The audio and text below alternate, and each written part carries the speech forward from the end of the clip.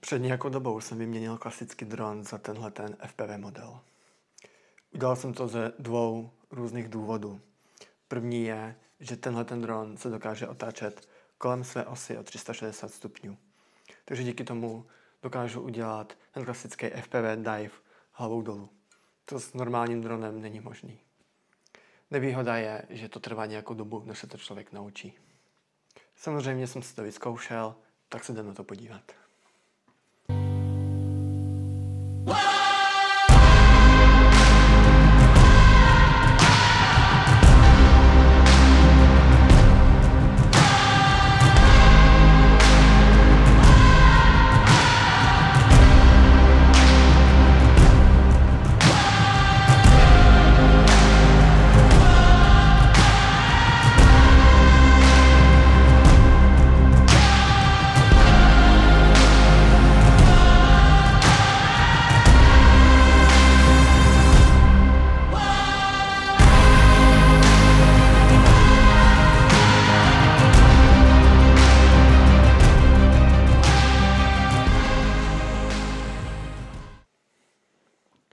Jak můžeš vidět, potřebuju ještě nějakou dobu, abych se to naučil a dostal do ruky.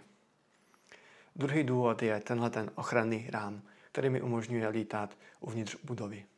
Lákají mě hlavně záběry nemovitostí anebo firem. Díky tomu rámu nepoškodím okolí ani nezlomím vrtule. A jak to vypadá v praxi, jdem taky podívat.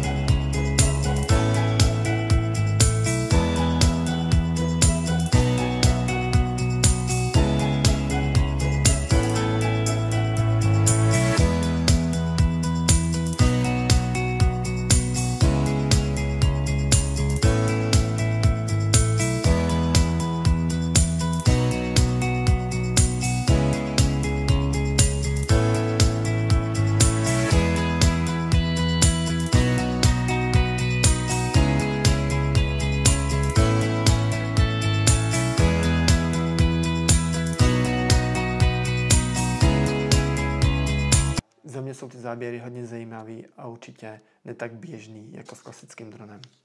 Takže to je zatím z mé strany všechno. Dej prosím like, do komentáru napiš, co si o tom myslíš, jestli vlastníš nějaký dron, nebo tě zajímají nějaké informace ohledně tohle FPV. Já ti moc děkuju a čau.